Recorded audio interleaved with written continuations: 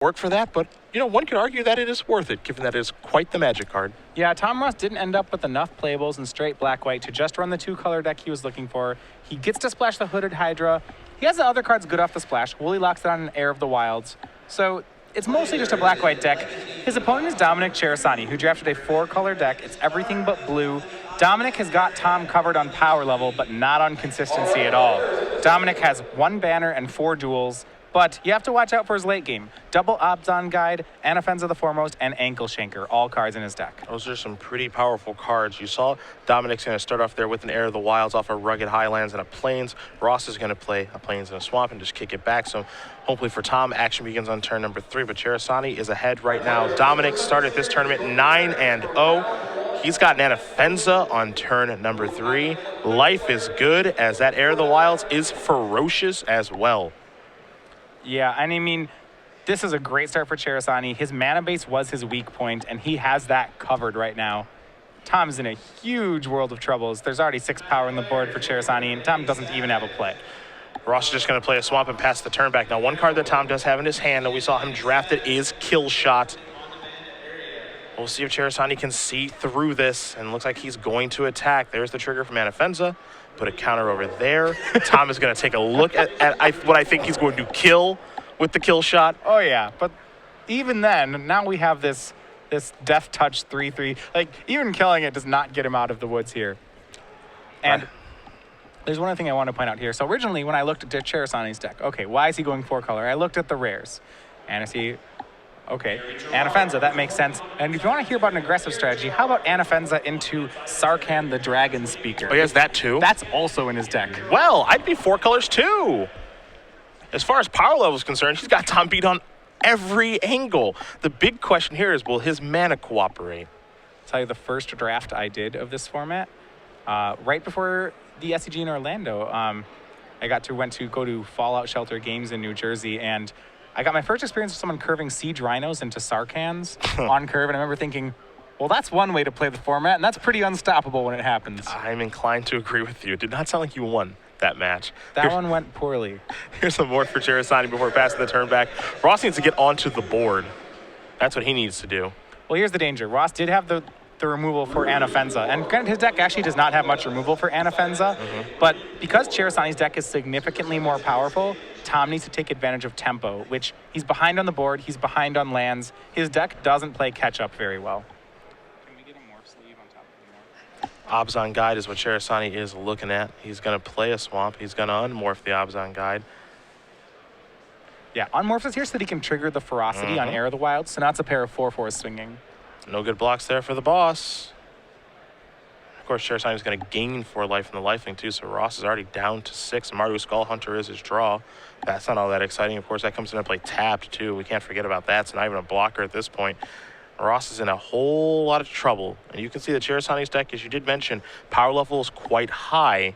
It's the consistency he may have issues with, and that's what Tom has to try to take advantage of, because he ain't winning this game. Yeah, Ceresani's deck is base black-white, if you want to get down to the core, which, unfortunately for Tom, is the same as his. Mentioned that his deck would be weak if there was another base black-white player, and indeed there was.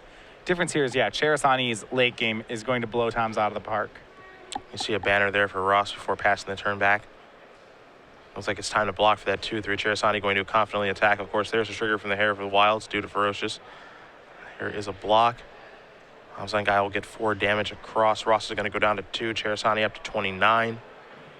Now, there are some weaknesses here. So I mean, imagine we'll be moving to game 2 pretty quickly. Ceresani's deck only has 5 red sources in it. And it's not just running Sarkhan. It has cards like Arrow Storm in it as well. So it's got some double red. Double red off 5 mana sources, not great.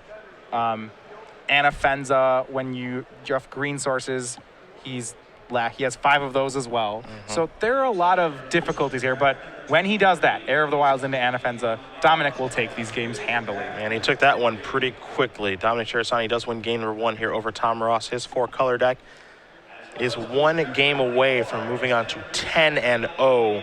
Ross down a game with his Obzon deck. Yeah, and actually, I do like what Dominic is doing with his mana base, so I don't want to make it sound like, oh, his mana base is bad, which it's not good, but So the way math of mana base works out is that I actually am kind of, this is going to sound strange, I'm a fan of unstable mana bases a lot of the time. Okay. In that I think, like, and you talk about this a lot in games where humans are very risk-averse people. You know, when you lose to a top deck, you remember that game twice as hard as the game where you top decked what you needed, right? We remember those times when we mulled a 5 much stronger than we imagine that then we remember when our opponent mulls to 5, right? You always think, oh, I just mulligan all the time, kind of forgetting that. So I think a lot of times with mana bases, over the course of a lot of games, people can get pretty risk averse with it, of saying, hey, I hate losing to being color screwed. I really like building good mana bases. But I think when your pool is powerful enough, and I am looking at, Anafenza, Ankle Shanker, Sarkhan, Crackling Doom, Obs on Guide. Okay, there will be a percentage of the time where your mana base will not perform for you here, but that doesn't necessarily mean it's wrong. It's saying, okay, maybe I have to roll a 4-sided die, and every time I roll a 4, my mana just doesn't get to play my spells. But these other 3 times, look at these cards I get to play. I'll take it. Those other 3 times, you lose the game. Like, the opponent just gets crushed. Right. So I actually like what Dominic has done here. I think his rares are powerful enough to roll that die and say, I'm fine with that. It. I'm fine with that, because if everything comes together, I mean, the chances of him 3-0 anything are very high. And as you mentioned, you are kind of rolling a 4-sided die where one of the times it just comes up, the big whammy, and you look pretty embarrassing as you're kind of just floating around, and you maybe have a bunch of lands in play and you can't do anything. But there are games like what we just saw where, the truth be told, he just ran over Tom. I don't even know what Tom could really do there. Tom just got crushed in that game. He would run over most decks there. A great 2-drop into a mythic, right? I mean, Tom's playing 2 3s for 3, whereas Dominic's playing 3 3s on 2, or 4 4s on 2. Like, he had a 4-4 for 2 and a 4-4 for 3. That's not something Tom can deal with. That's not something most limited decks can deal with. Exactly. That's something that some constructed decks can't deal with. Air of the Wilds into Anafenza is actually something you could be playing in constructed right now. For sure. And maybe we'll see that happen. Who knows? Right. So I like what Dominic's done. Yeah. I do think he's going to, over the course of 3 rounds of Magic, where I'm playing that deck, I would expect to lose 1 to 2 games solely off the base of my mana. Yeah. But maybe it's only 1 game, and maybe I win the other 2, because my deck's got a lot of powerful cards here. That's why we play the best of 3. That's true. That's why they give you 3, and I think he knew exactly what he was signing up for with his mana base and with his deck. He took some very powerful cards. He's hoping things do break his way. Game 1 it did.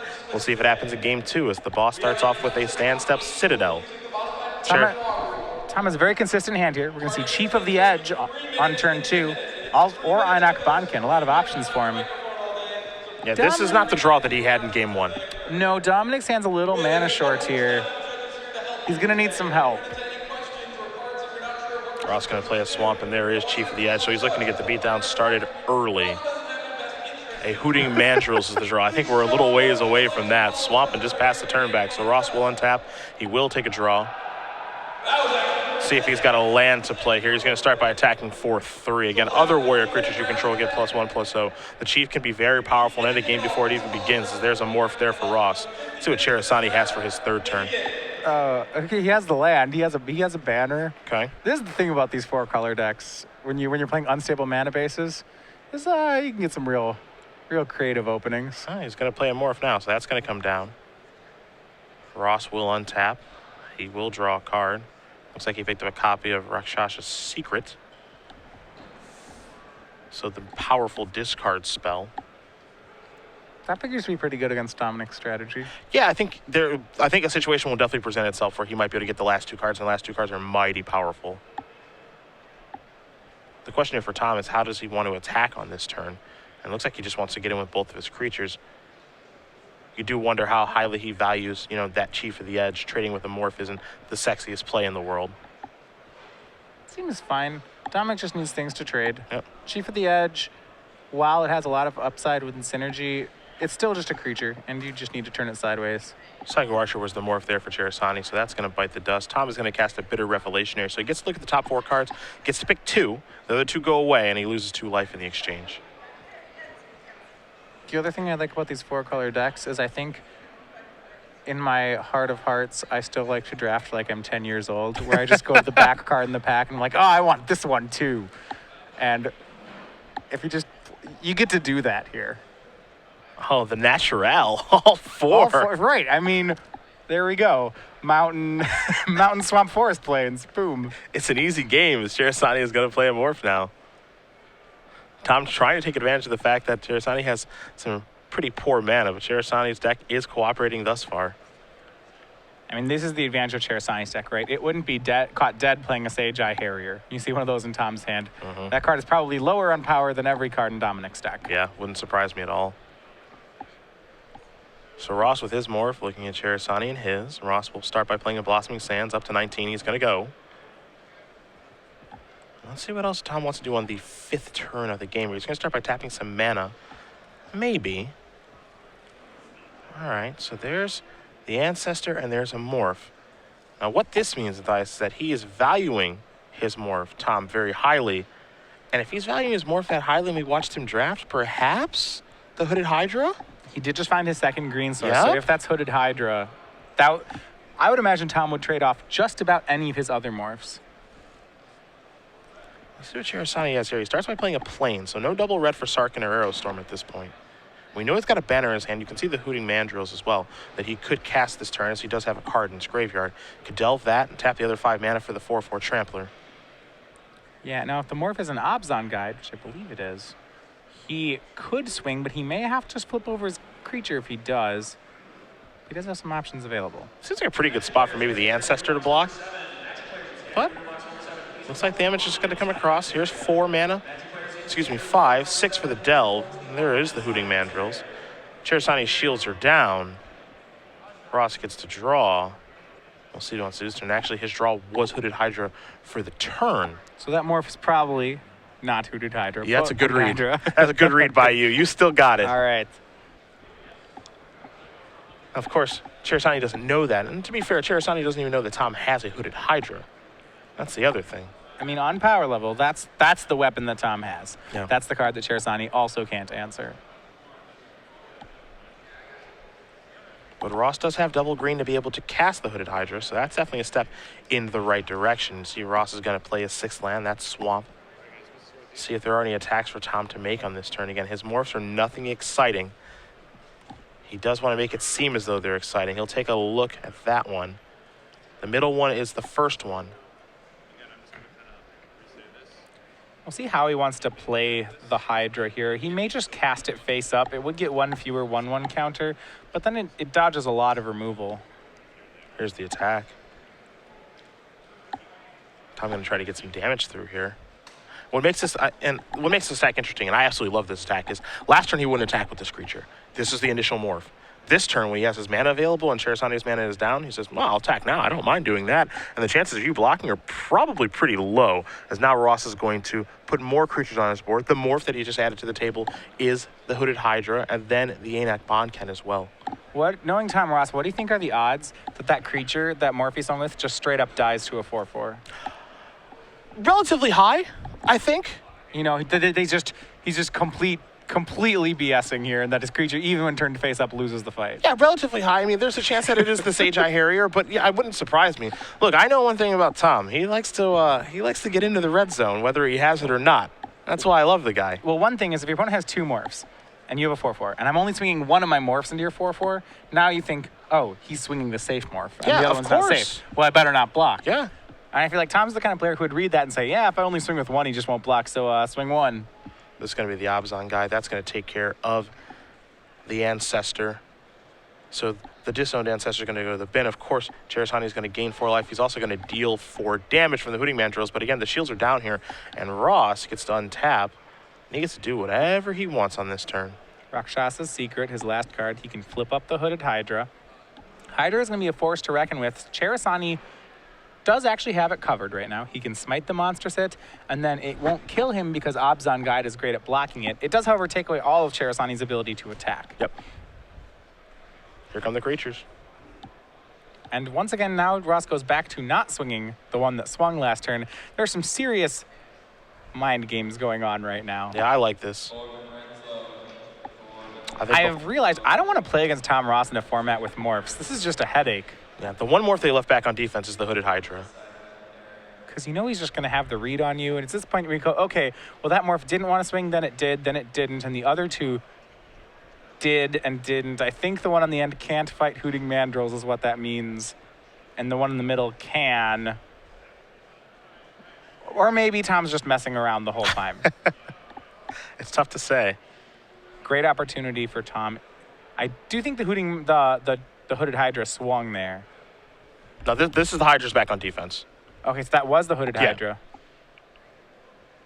So what's going to happen here is Tom's going to block. He's going to reveal the Hooded Hydra. Ceresani's going to take a look. Okay, what happens when this unmorphs? All right, well, we'll take a look at that card, too, to see what happens when it unmorphs. You can pay it for green, green X and get X11 counters. Or when you unmorph it, it just gets 5. So it's a 5/5 that if you played a card like Symbiotic Worm, when it dies, it gets 5/1/1, makes 5/1/1 snakes. Now, here's what's important on this particular combat. Smite the Monstrous is going to take care of this before damage. And what's important about that is Tom is going to get his 5 snakes, but Ceresani's not going to gain 4 life from the Abzan guide. So the 4 damage is going to come across from the Hooting Mandrills. But now we're kind of in this racing situation. Tom is at 9, but he gets to actually just attack, and there was no life gain for Ceresani. So Tom's going to take a look at his morphs, and I think he's going to see how much damage can I get through. Yeah, and he says, all right, I'm going to turn up the Woolly Loxodon. I attack for 6, 7, 8, 9, 10, 11, 12, 13, 14, 15, 16.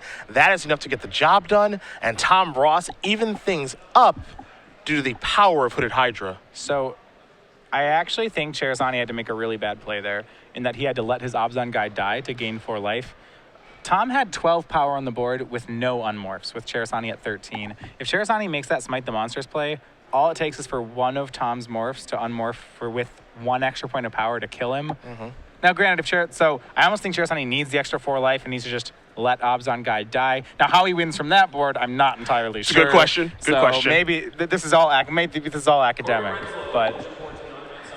So what we see there in that game is Tom kind of got to do his thing, but more importantly, we were unsure if he was going to be able to play the Hooded Hydra. We saw him take it in the draft, try to take some lands to be able to cast it. Is it worth going through all the effort to play that card? It looks like right now the answer is yes. Very, very powerful mythic rare. Ceresani had great mana once again that game. However, because he has these really powerful mythics, he really is counting on them to carry his deck. And when they don't show up, his deck is relatively fair. And I would say his deck's pretty ill-equipped to deal with just a steady stream of creatures. When Tom drafted his deck, you saw he was very aggressively trying to he was very conservative and just trying to get a 2-color deck, very consistent, no mana fixing, something that could put his opponent to the test. I think he's trying to beat the Dominic Ceresani style deck. Yes. I'm playing all the duels, I'm playing all the mythics deck. That is Tom's goal here. It's very hard for Dominic to actually stop Tom's assault. He's going to have to overpower him. And what Tom hopes is that that's very hard for Dominic to do. He has to get the right mana, he has to get the mythic rare, and a lot of things have to work out for Dominic to win. Tom wants to start every game on turn 2.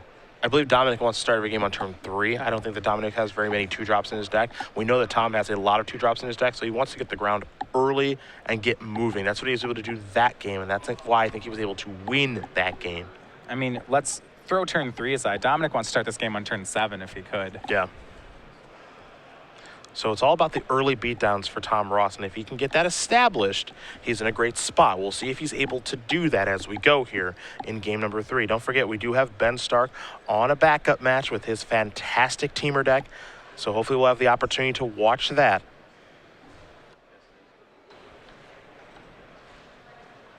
Yeah, and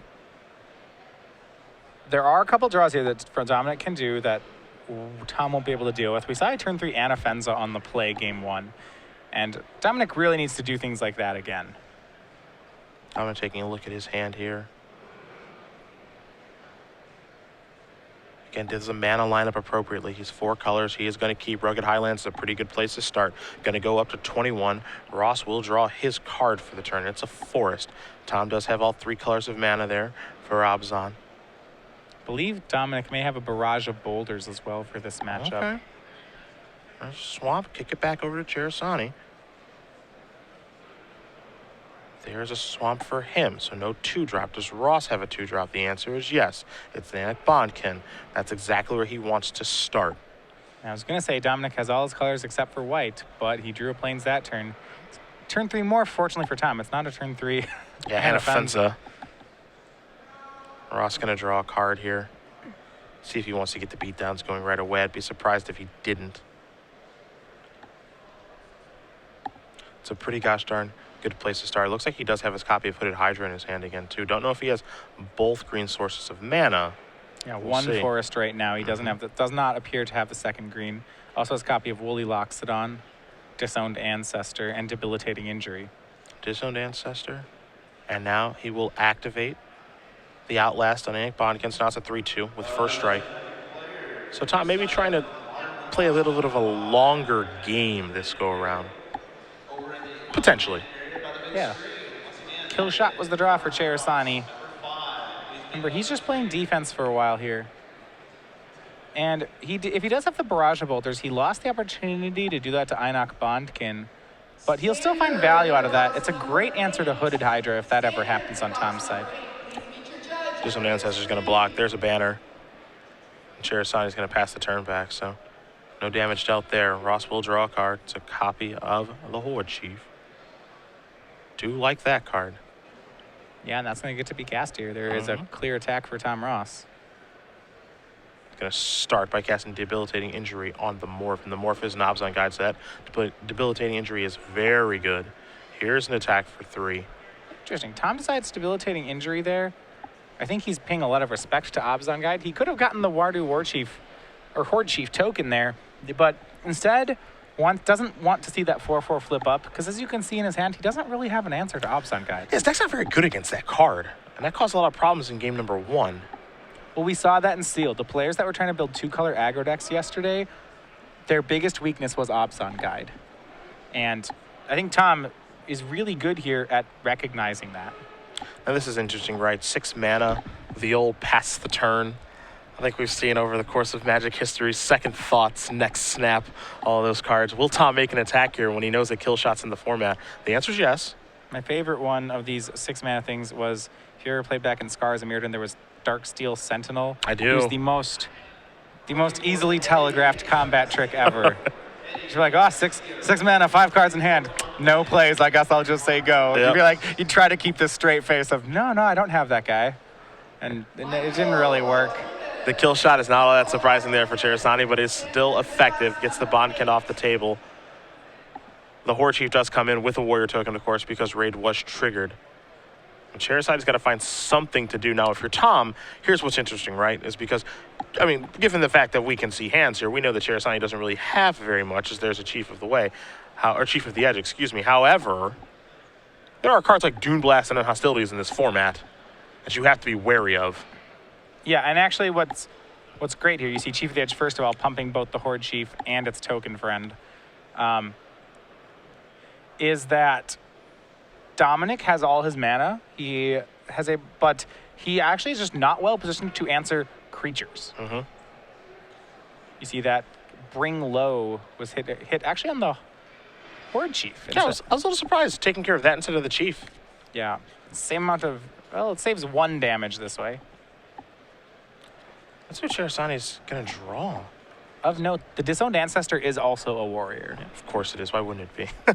What's actually surprising, we were talking about this with Patrick yesterday, the Bondkin, for example, is not. There are soldiers and berserkers in the set as well. Okay. So it's a little bit of a game of, hey, what's this guy's occupation? Sultai Scavenger the draw for Ross. That is a bird warrior. That's important. Here's an attack. This will be for 3, 4, 5, 6, 7. Ceresani is going to go down to 6. And we saw the power of Ceresani's deck in game number 1. It can definitely do some crazy things, as there is the Sultai Scavenger, but he's having some trouble out of the gate right now. And for Tom, you're just hoping, I hope you don't have any hostilities. I hope you don't have a card like Dune Blast to really punish me. Just looks like Dominic's deck, despite being very powerful, can't deal with an onslaught of creatures. And that's indeed how it plays out. Tom just plays a guy every turn and turns them sideways until he gets Dominic down to 0. Tom Ross is going to win this match over Dominic Ceresani, 2-1. Tom and his Obzon deck are going to move on to 9-0-1. For Ceresani, he picks up his first loss. Again, his